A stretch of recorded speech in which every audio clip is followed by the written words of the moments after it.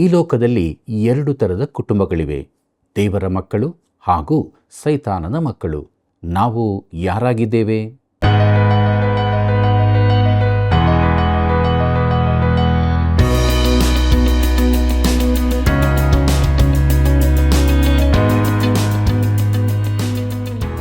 ಆತ್ಮೀಯ ಮಿತ್ರರೇ, ನಿಮಗೆಲ್ಲರಿಗೂ ತುಂಬು ಹೃದಯದ ವಂದನೆಗಳು. ಜ್ಞಾನೋಕ್ತಿಗಳು ಪುಸ್ತಕದ ಅಧ್ಯಯನದಲ್ಲಿ ಸೇರಿ ಬಂದಿರುವ ನಾವು ಇಂದಿನ ಅಧ್ಯಯನದಲ್ಲಿ ದೇವರು ಇಷ್ಟಪಡುವ ಮಾರ್ಗದಲ್ಲಿ ಮಕ್ಕಳು ನಡೆಯುವಂತಾಗಬೇಕು, ಬಲ ನಂಬಿಗಸ್ತನಾದ ಆಳು ಯಾರು ಎಂಬ ಸತ್ಯವನ್ನು ತಿಳಿದುಕೊಳ್ಳೋಣ. ಬನ್ನಿರಿ, ಪ್ರಾರ್ಥನಾಪೂರ್ವಕವಾಗಿ ನಮ್ಮ ಅಧ್ಯಯನವನ್ನು ಪ್ರಾರಂಭಿಸೋಣ. ಪ್ರಾರ್ಥನೆ ಮಾಡಿಕೊಳ್ಳೋಣ. ನಂಬಿಗಸ್ತನು ಕೃಪಾ ಸಂಪೂರ್ಣನಾಗಿರುವಂಥ ರಕ್ಷಕನಾದ ಯೇಸು ಸ್ವಾಮಿಯಲ್ಲಿ ತಂದೆಯಾದ ದೇವರೇ, ನಿನ್ನ ಮಹಾಕೃಪೆಯಿಂದ ನಿನ್ನ ಜೀವವುಳ್ಳ ವಾಕ್ಯವನ್ನು ಅಧ್ಯಯನ ಮಾಡಲು ಸೇರಿ ಬಂದಿದ್ದೇವೆ. ನಿನ್ನ ಆತ್ಮನ ಸಹಾಯವನ್ನು ಅನುಗ್ರಹಿಸಿಕೊಡು. ನಿನ್ನ ವಾಕ್ಯಗಳ ಗೂಢಾರ್ಥವನ್ನು ತಿಳಿಯಪಡಿಸು. ನಿನ್ನ ವಾಕ್ಯವು ನಮ್ಮಲ್ಲಿ ನೆಲೆಯಾಗಿದ್ದು ನಮಗೆ ಬಿಡುಗಡೆಯನ್ನು, ಬಲವನ್ನು, ಸಮಾಧಾನವನ್ನು ಕೊಡುವಂತಾಗಲಿ. ನಮ್ಮೆಲ್ಲ ವೀಕ್ಷಕ ಬಾಂಧವರ ಜೀವಿತದಲ್ಲಿ ನಿನ್ನ ವಾಕ್ಯಗಳು ಸಮೃದ್ಧಿಯಾಗಿ ವಾಸ ಮಾಡಲಿ. ನಮ್ಮ ಇಡೀ ಕಾರ್ಯಕ್ರಮದಲ್ಲಿ ನಿನ್ನ ನಡೆಸುವಿಕೆಗಾಗಿ ಬೇಡುತ್ತೇವೆ. ನಿನ್ನ ದಿವ್ಯ ಪ್ರಸನ್ನತೆಯಲ್ಲಿ ನಡೆಸು. ಯೇಸುವಿನ ನಾಮದಲ್ಲಿ ಬೇಡಿದ್ದೇವೆ ತಂದೆಯೇ, ಆಮೆನ್. ದೇವರು ನಮಗೆ ಆಶ್ರಯ ದುರ್ಗವಾಗಿದ್ದಾನೆ, ಆತನ ಇಕ್ಕಟ್ಟಿನಲ್ಲಿ ನಮಗೆ ವಿಶೇಷ ಸಹಾಯಕನು. ಕೀರ್ತನೆಗಳು 46:1. ಕರ್ತನಲ್ಲಿ ಪ್ರೀತಿಯುಳ್ಳ ಸಹೋದರ ಸಹೋದರಿಯರೇ, ನಮ್ಮ ರಕ್ಷಕನಾದ ಯೇಸು ಕ್ರಿಸ್ತನ ಅತೀ ಮಹಿಮೆಯ ನಾಮದಲ್ಲಿ ನಿಮ್ಮೆಲ್ಲರಿಗೂ ನನ್ನ ತುಂಬು ಹೃದಯದ ವಂದನೆಗಳು. ಜ್ಞಾನೋಕ್ತಿಗಳು ಅಧ್ಯಯನದಲ್ಲಿ ನಾವು ಮುಂದೆ ಸಾಗುತ್ತಾ ಇದ್ದೇವೆ. ದೇವರಾತ್ಮನ ಬಲವನ್ನು ಬೇಡಿಕೊಳ್ಳುತ್ತಾ ನಮ್ಮ ಅಧ್ಯಯನದಲ್ಲಿ ಮುಂದೆ ಸಾಗುವಾಗ ಜ್ಞಾನೋಕ್ತಿಗಳು 21ನೇ ಅಧ್ಯಾಯ 24ನೇ ವಚನವನ್ನು ಗಮನಿಸಿರಿ. ಅಲ್ಲಿ ಹೀಗೆ ಬರೆದದೆ: ಧರ್ಮನಿಂದಕನೆನಿಸಿಕೊಳ್ಳುವ ಸೊಕ್ಕೇರಿದ ಅಹಂಕಾರಿಯು ಗರ್ವಮದದಿಂದ ಪ್ರವರ್ತಿಸುವನು ಎಂಬುದಾಗಿ. ಕರ್ತನಲ್ಲಿ ಪ್ರಿಯರೇ, ಈ ಪುಸ್ತಕದಲ್ಲಿ 2 ವಿಚಾರಗಳು ತಿರುತಿರುಗಿ ಹೇಳಲ್ಪಟ್ಟಿವೆ. ಒಂದು ನಾಲಿಗೆಯ ಸದುಪಯೋಗ ಹಾಗೂ ದುರುಪಯೋಗ. ಇನ್ನೊಂದು ಹೆಮ್ಮೆ, ನಿಯಂತ್ರಣವಿಲ್ಲದ ನಾಲಿಗೆ, ಸುಳ್ಳು ನಾಲಿಗೆ, ಹರಟೆ ಮಾತಾಡುವ ನಾಲಿಗೆ, ಹೆಮ್ಮೆಯ ಕಣ್ಣು. ಇವೆಲ್ಲವನ್ನು ದೇವರು ಹಾಗೆ ಮಾಡುತ್ತಾನೆ. ಜ್ಞಾನೋಕ್ತಿಗಳು 21ನೇ ಅಧ್ಯಾಯ 25ನೇ ವಚನವನ್ನು ಗಮನಿಸಿರಿ. ಅಲ್ಲಿ ಹೀಗೆ ನೋಡುತ್ತೇವೆ: ಸೋಮಾರಿಯ ಆಶೆಯು ಅವನನ್ನು ಕೊಲ್ಲುವುದು, ಅವನ ಕೈಗಳು ದುಡಿಯಲೊಲ್ಲವಷ್ಟೇ ಎಂಬುದಾಗಿ. ಕರ್ತನಲ್ಲಿ ಪ್ರಿಯರೇ, ಸೋಮಾರಿತನದ ವಿಷಯವಾಗಿ ತುಂಬ ಹೇಳಲ್ಪಟ್ಟಿದೆ. ಮುಂದಕ್ಕೆ ನೋಡೋಣ. ಜ್ಞಾನೋಕ್ತಿಗಳು 21ನೇ ಅಧ್ಯಾಯ 26ನೇ ವಚನವನ್ನು. ಅಲ್ಲಿ ಹೀಗೆ ಬರೆದದೆ: ಧರ್ಮಿಯು ಹಿಂದೆಗೆಯದೆ ಕೊಡುವನು, ಲೋಭಿಯು ದಿನವೆಲ್ಲ ಆಶಿಸುತ್ತಲೇ ಇರುವನು ಎಂಬುದಾಗಿ. ಪ್ರಿಯರೇ, ಸೋಮಾರಿಯು ದುರಾಶೆ ಪಡುತ್ತಲೇ ಇದ್ದು ದುಡಿಯದೆ ಹಣ ಗಳಿಸುವ ಉಪಾಯಗಳನ್ನು ಯೋಚಿಸುತ್ತಲೇ ಇರುವನು. ಈ ರೀತಿಯವರು ತುಂಬ ಮಂದಿ ಇರುತ್ತಾರೆ. ಇದಕ್ಕೆ ವಿರುದ್ಧವಾಗಿ ನೀತಿವಂತನು ಪಡೆದುಕೊಳ್ಳುವ ಬದಲಾಗಿ ಕೊಡುವುದರ ಕುರಿತಾಗಿ ಯೋಚಿಸುತ್ತಿರುವನು ಮತ್ತು ದೇವರು ಅವನನ್ನು ಆಶೀರ್ವದಿಸುವನು. ಜ್ಞಾನೋಕ್ತಿಗಳು 21ನೇ ಅಧ್ಯಾಯ 27ನೇ ವಚನ ಹೀಗೆ ಹೇಳುತ್ತದೆ: ದುಷ್ಟರ ಯಜ್ಞವೇ ಅಸಹ್ಯ, ಅದನ್ನು ದುರ್ಬುದ್ಧಿಯಿಂದ ಅರ್ಪಿಸುವುದು ಮತ್ತು ಅಸಹ್ಯ ಎಂಬುದಾಗಿ. ಪ್ರೀತಿಯುಳ್ಳ ದೇವಜನರೇ, ದುಷ್ಟನು ಅಂದರೆ ಕಾನೂನಿಗೆ ವಿರುದ್ಧವಾಗಿ ನಡೆಯುವವನು. ಇಂಥವನು ದೇವರಿಗೆ ಒಳಗಾಗುವುದಿಲ್ಲ, ದೇವರ ಮಾರ್ಗವನ್ನು ಅನುಸರಿಸುವುದೂ ಇಲ್ಲ. ಮನುಷ್ಯ ದೃಷ್ಟಿಗೆ ಸರಳವಾಗಿ ತೋರುವ ಒಂದು ದಾರಿಯುಂಟು ಎಂಬುದಾಗಿ ಜ್ಞಾನೋಕ್ತಿಗಳು 16ನೇ ಅಧ್ಯಾಯ 25ನೇ ವಚನದಲ್ಲಿ ಓದುತ್ತೇವೆ. ಪ್ರಿಯರೇ, ಇದು ಧರ್ಮನಿಂದಕನ ಮಾರ್ಗವಾಗಿದೆ. ಅವನು ತನ್ನ ದಾರಿಯಲ್ಲಿ ಹೋಗುತ್ತಾನೆ, ದೇವರ ಮಾರ್ಗವನ್ನು ಅಲಕ್ಷಿಸುತ್ತಾನೆ. ಅವನು ದೇವರನ್ನು ನಿರಾಕರಿಸುತ್ತಾನೆ. ಅಂಥವನು ಧಾರ್ಮಿಕನಾಗಿಲ್ಲವೆಂತಲ್ಲ. ಅವನು ಸಭೆಗೆ ಸೇರಿ ಕ್ರಮವಾಗಿ ಆರಾಧನೆಗೆ ಬಂದು ಸಂಗೀತ ಹಾಡಿ ಒಳ್ಳೆಯ ತೋರಿಕೆಯನ್ನು ತೋರಬಹುದು, ಕಾಣಿಕೆ ಕೂಡ ಕೊಡಬಹುದು, ಆದರೆ ಉದ್ದೇಶಹೀನವಾಗಿರುತ್ತದೆ. ದುಷ್ಟರ ಯಜ್ಞವು ಅಸಹ್ಯ ಎಂಬುದಾಗಿ ನಾವು ನೋಡಿದೆವು. ಜ್ಞಾನೋಕ್ತಿಗಳು 21ನೇ ಅಧ್ಯಾಯ 28 ಮತ್ತು 29ನೇ ವಚನಗಳನ್ನು ಗಮನಿಸಿರಿ. ಅಲ್ಲಿ ಹೀಗೆ ಬರೆದದೆ: ಸುಳ್ಳು ಸಾಕ್ಷಿಯು ಅಳಿದು ಹೋಗುವುದು, ಕೇಳಿದ್ದನ್ನೇ ಹೇಳುವವನ ಸಾಕ್ಷಿಯು ಶಾಶ್ವತವಾಗಿರುವುದು.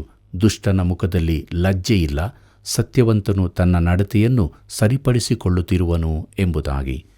ಪ್ರೀತಿಯುಳ್ಳ ಸಹೋದರ ಸಹೋದರಿಯರೇ, ಕರ್ತನಾದ ಯೇಸುವಿನ ವಿಚಾರಣೆಯಲ್ಲಿಯೂ ಸುಳ್ಳು ಸಾಕ್ಷಿಗಳು ಇದ್ದರು. ಇಂತಹ ಸುಳ್ಳು ಸಾಕ್ಷಿಗಳಲ್ಲಿ ಒಬ್ಬನಾಗಿರಲು ನೀನು ಇಚ್ಛಿಸುತ್ತೀಯೋ? ಮತ್ತಾಯನ ಬರೆದ ಸುವಾರ್ತೆ 26ನೇ ಅಧ್ಯಾಯ 59ನೇ ವಚನದಿಂದ 61ನೇ ವಚನದಲ್ಲಿ ಹೀಗೆ ಓದುತ್ತೇವೆ.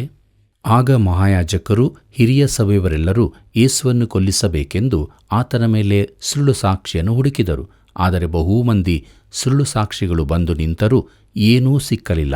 ಕಡೆಗೆ ಇಬ್ಬರು ಮುಂದೆ ಬಂದು, ನಾನು ದೇವರ ಆಲಯವನ್ನು ಕೆಡವಿಬಿಟ್ಟು 3 ದಿನಗಳಲ್ಲಿ ಕಟ್ಟಬಲ್ಲನೆಂದು ಇವನು ಹೇಳಿದನು ಅಂದರು. ಬೇರೆ ಕೆಲವರು ಸುಳ್ಳು ಸಾಕ್ಷಿ ಹೇಳಿದರು, ಆದರೆ ಒಂದಕ್ಕೊಂದು ಸರಿ ಬೀಳಲಿಲ್ಲ. ಕೊನೆಯ ಇಬ್ಬರು ಸುಳ್ಳನ್ನೇ ಹೇಳಿದ್ದರು. ಯೇಸುವಿನ ಪ್ರತಿಕ್ರಿಯೆ ಮುಂದಣ ಅಧ್ಯಾಯದಲ್ಲಿ ಹೇಳಲ್ಪಟ್ಟಿದೆ. ಮತ್ತಾಯನು ಬರೆದ ಸುವಾರ್ತೆ 27ನೇ ಅಧ್ಯಾಯ 11ನೇ ವಚನದಿಂದ 14ನೇ ವಚನದವರೆಗೆ ಹೀಗೆ ಬರೆದದೆ. ಯೇಸು ದೇಶಾಧಿಪತಿಯ ಮುಂದೆ ನಿಂತಿರುವಾಗ ದೇಶಾಧಿಪತಿಯು ಅವನನ್ನು, ನೀನು ಯಹೂದ್ಯರ ಅರಸನು ಹೌದೋ ಎಂದು ಕೇಳಿದನು. ಯೇಸು, ನೀನೇ ಹೇಳಿದ್ದೀ ಅಂದನು. ಮತ್ತು ಮಹಾಯಾಜಕರು ಹಿರಿಯರು ಆತನ ಮೇಲೆ ದೂರು ಹೇಳುತ್ತಿರುವಾಗ ಆತನು ಏನೂ ಉತ್ತರ ಕೊಡಲಿಲ್ಲ. ಆಗ ಪಿಲಾತನು ಆತನನ್ನು, ಇವರು ನಿನ್ನ ಮೇಲೆ ಎಷ್ಟು ಸಾಕ್ಷಿ ಹೇಳುತ್ತಾರೆ, ನೀನು ಕೇಳುವುದಿಲ್ಲವೋ ಎಂದು ಕೇಳಿದನು. ಆತನು ಅವನಿಗೆ ಒಂದು ಮಾತಿಗಾದರೂ ಉತ್ತರ ಕೊಡಲಿಲ್ಲ. ಅದನ್ನು ನೋಡಿ ದೇಶಾಧಿಪತಿಯು ಬಹಳ ಆಶ್ಚರ್ಯಪಟ್ಟನು ಎಂಬುದಾಗಿ. ಪ್ರಿಯರೇ, ಯೋಹಾನನ ಸುವಾರ್ತೆಯ ಪ್ರಕಾರ ಪಿಲಾತನು ಯೇಸುವನ್ನು ಒಳಕ್ಕೆ ಕರಕೊಂಡು ಹೋಗಿ ಪ್ರತ್ಯೇಕವಾಗಿ ಆತನೊಂದಿಗೆ ಮಾತನಾಡಿ ತನಗೆ ಸಹಕರಿಸಬೇಕೆಂದು ತಾನು ಆತನನ್ನು ಬಿಡುಗಡೆ ಮಾಡುತ್ತೇನೆಂದು ಹೇಳಿದನು. ಆದರೆ ಯಹೂದಿ ಜನರ ಇಚ್ಛೆಗೆ ವಿರುದ್ಧವಾಗಿ ಅವನು ಖಂಡಿತವಾಗಿ ಯೇಸುವನ್ನು ಬಿಡುತ್ತಿರಲಿಲ್ಲ. ಅಂತೂ ಕಡೆಗೆ ಅವನು ಜನರ ಒತ್ತಾಯಕ್ಕೆ ಮಣಿದು ಯೇಸುವಿಗೆ ಮರಣಶಿಕ್ಷೆ ವಿಧಿಸಿದನು. ಆದರೆ ಯೇಸುವಿಗೆ ವಿರುದ್ಧ ಸಾಕ್ಷಿ ಹೇಳಿದವರ ಮಾತು ಸುಳ್ಳೆಂದು ಅವನಿಗೆ ತಿಳಿದಿತ್ತು. ಪ್ರಿಯರೇ, ಈ ವಿಚಾರಣೆಯು ಅತ್ಯಂತ ಹೀನವಾದ ವಿಚಾರಣೆಯೆಂದು ಚರಿತ್ರೆಯ ಪುಟಗಳಲ್ಲಿ ದಾಖಲಾಗಿರುತ್ತದೆ. ಪ್ರಿಯ ಮಿತ್ರನೇ, ನೀನು ಸುಳ್ಳು ಸಾಕ್ಷಿಯಾಗಿರಲು ಅಸಹ್ಯಪಡುತ್ತಿಲ್ಲವೋ? ಸುಳ್ಳು ಸಾಕ್ಷಿಯು ಅಳಿದು ಹೋಗುವನು. ಜ್ಞಾನೋಕ್ತಿಗಳು 21ನೇ ಅಧ್ಯಾಯ 30ನೇ ವಚನ ಹೀಗೆ ಹೇಳುತ್ತದೆ. ಯಾವ ಜ್ಞಾನವೂ ಯಾವ ವಿವೇಕವೂ ಯಾವ ಆಲೋಚನೆಯೂ ಯೆಹೋವನೆದುರಿಗೆ ನಿಲ್ಲುವುದಿಲ್ಲ ಎಂಬುದಾಗಿ. ಕರ್ತನಲ್ಲಿ ಪ್ರಿಯರೇ, ಈ ಅದ್ಭುತ ವಚನದೊಂದಿಗೆ ಹೊಸ ಒಡಂಬಡಿಕೆಯ ವಚನವೊಂದನ್ನಿರಿಸುತ್ತೇನೆ. ಅದೇನೆಂದರೆ ಕೊರಿಂಥದವರಿಗೆ ಬರೆದ 2ನೇ ಪತ್ರಿಕೆ 13ನೇ ಅಧ್ಯಾಯ 8ನೇ ವಚನ. ಅಲ್ಲಿ ಹೀಗೆ ಬರೆದದೆ, ಸತ್ಯಾಭಿವೃದ್ಧಿಗೋಸ್ಕರವೇ ಸಮಸ್ತವನ್ನು ಮಾಡುತ್ತೇವೆ ಎಂಬುದಾಗಿ. ಪ್ರಿಯರೇ, ಉದಾರತಾವಾದಿಗಳ ಕಾಲೇಜಿನಲ್ಲಿ ನಾನು ಕಲಿತದ್ದರಿಂದ ಅವರ ಉಪಾಯಗಳನ್ನೆಲ್ಲ ತಿಳಿದಿದ್ದೆ. ನನ್ನ ಸೇವೆ ಪ್ರಾರಂಭಿಸಿದಾಗ ಪ್ರತಿ ಭಾನುವಾರ ನಾನು ದೇವರ ವಾಕ್ಯವನ್ನು ಸತ್ಯವೆಂದು ಪ್ರತಿಪಾದಿಸುತ್ತಿದ್ದೆ. ಆಗ ಈ ಮೇಲಿನ ವಚನವು ನನ್ನ ನೆನಪಿಗೆ ಬಂತು. ಆಗ ನಾನು ತಿಳಿದುಕೊಂಡೆ, ದೇವರ ವಾಕ್ಯವನ್ನು ಕಾಪಾಡಿಕೊಳ್ಳಲು ಶಕ್ತನಾಗಿದ್ದೇನೆ. ನಾನು ಸತ್ಯವೇದಕ್ಕಾಗಿ ವಾದ ಮಾಡಬೇಕಾಗಿಲ್ಲ, ಅದನ್ನು ಪ್ರಸಾರ ಮಾಡಬೇಕು ಅಷ್ಟೇ. ಆಗ ನನಗೆ ಬಂದ ಒಂದು ಪತ್ರದಲ್ಲಿ ಸತ್ಯವೇದ ದೇವರ ವಾಕ್ಯವಲ್ಲವೆಂದು ಹೇಳಿ ಏನೇನೋ ಬರೆಯಲಾಗಿತ್ತು. ನಾನು ಅದನ್ನು ಪೂರ್ತಿ ಓದುವ ಗೊಡವೆಗೇ ಹೋಗದೆ ಅದನ್ನು ಕಸದ ಬುಟ್ಟಿಗೆ ಎಸೆದೆ.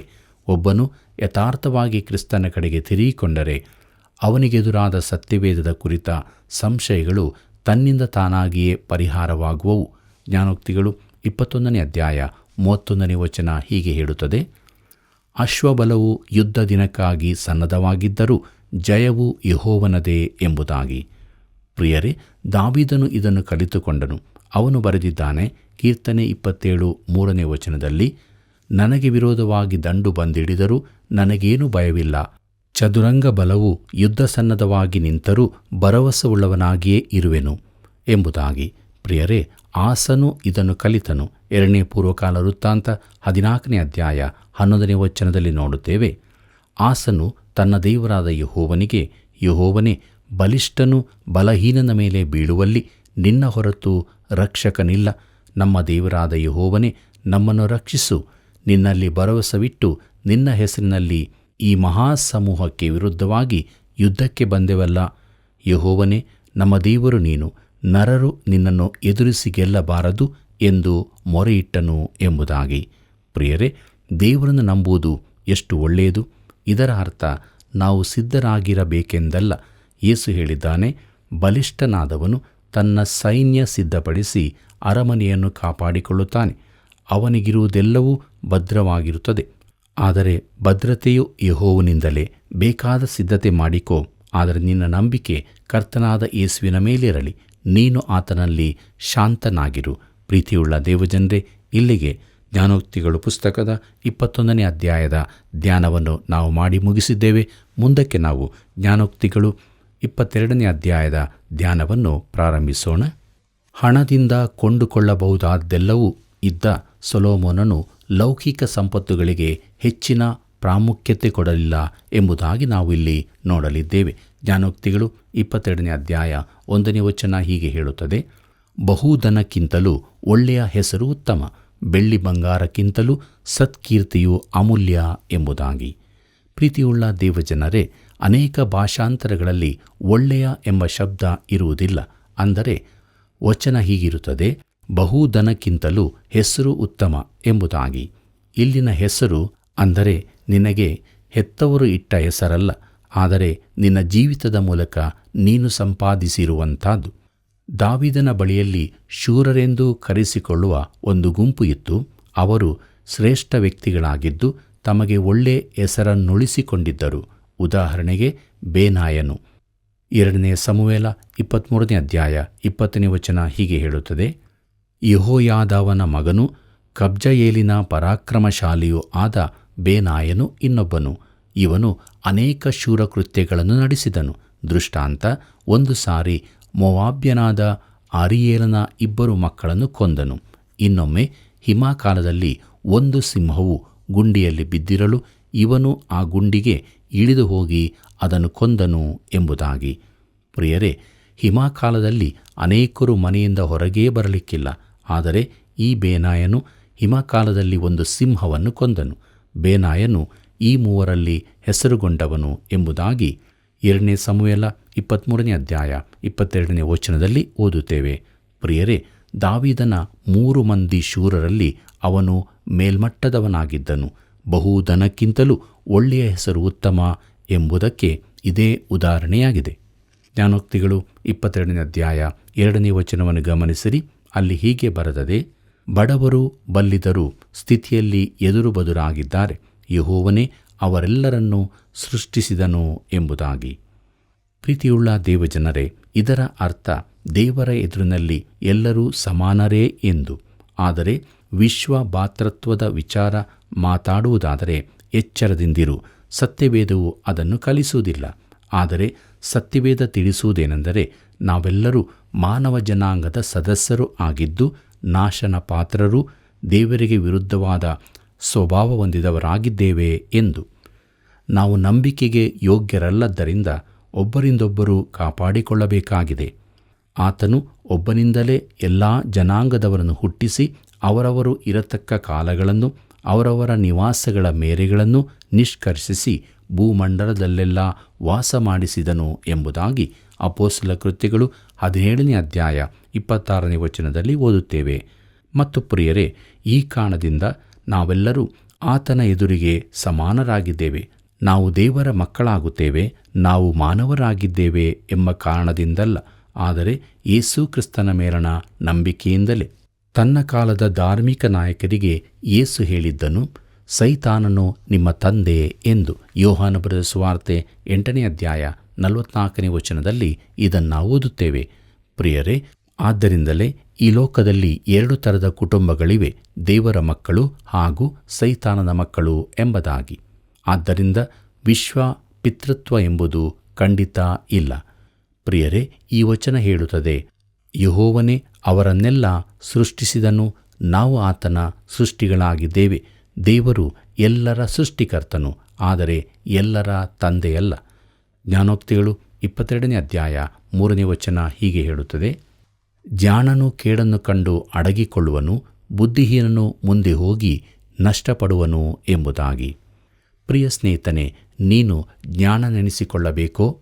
ಹಾಗಾದರೆ ಭವಿಷ್ಯಕ್ಕೋಸ್ಕರ ಸಿದ್ಧತೆ ಮಾಡಿಕೋ.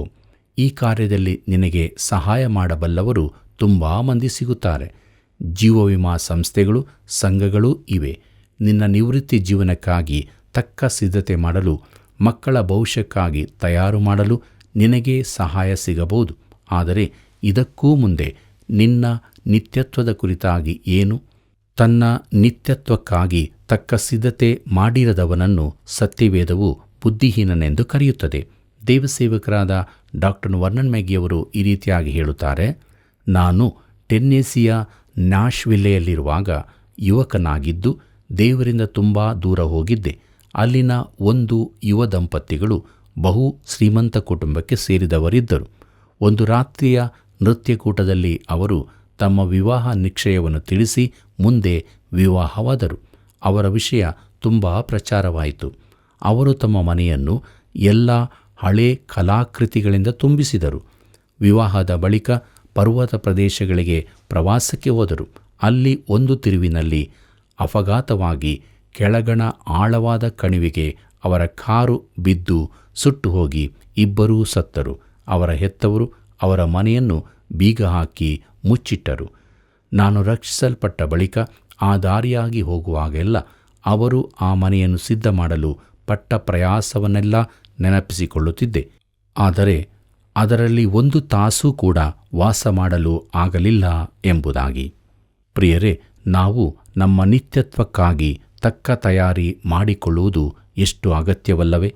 ಜ್ಞಾನೋಕ್ತಿಗಳು 22ನೇ ಅಧ್ಯಾಯ 6ನೇ ವಚನ ಹೀಗೆ ಹೇಳುತ್ತದೆ, ನಡೆಯಬೇಕಾದ ಮಾರ್ಗಕ್ಕೆ ತಕ್ಕಂತೆ ಹುಡುಗನನ್ನು ಶಿಕ್ಷಿಸು, ಮುಪ್ಪಿನಲ್ಲಿಯೂ ಓರೆಯಾಗಾನು ಎಂಬುದಾಗಿ.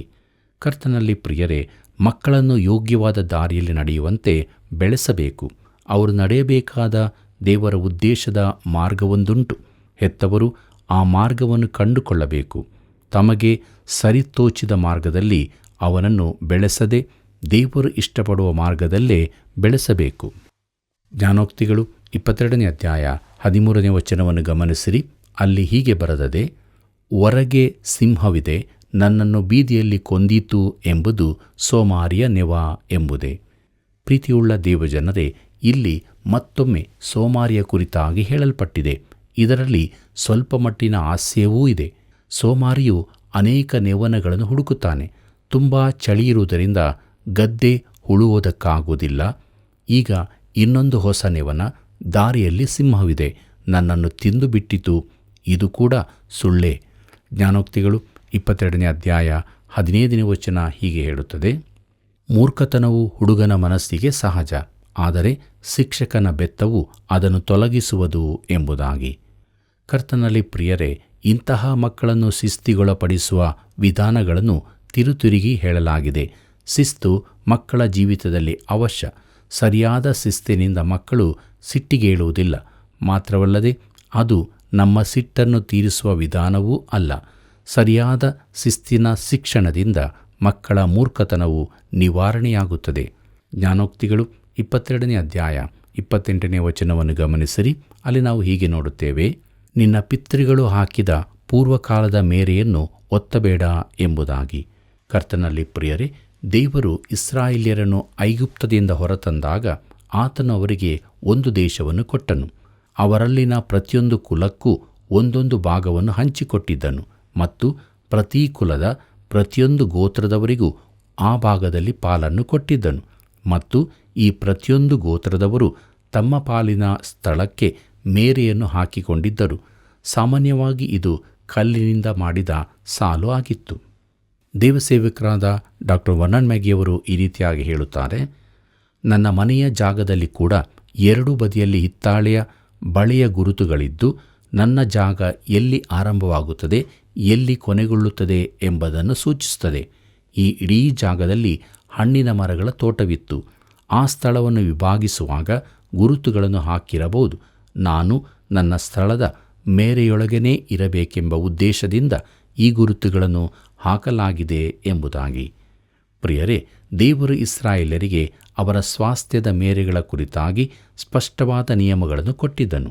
ಧರ್ಮೋಪದೇಶಕಾಂಡ 19ನೇ ಅಧ್ಯಾಯ 14ನೇ ವಚನ ಹೀಗೆ ಹೇಳುತ್ತದೆ, ನಿಮ್ಮ ದೇವರಾದ ಯೆಹೋವನು ನಿಮಗೆ ಸ್ವದೇಶವಾಗುವುದಕ್ಕೆ ಕೊಡುವ ದೇಶದಲ್ಲಿ ನಿಮ್ಮ ಪಾಲಿಗೆ ಬಂದ ಸ್ವಾಸ್ಥ್ಯದಲ್ಲಿ ನೆರೆಯವನ ಭೂಮಿಯ ಪೂರ್ವಕಾಲದ ಮೇರೆಗಳನ್ನು ಒತ್ತಬಾರದು ಎಂಬುದಾಗಿ.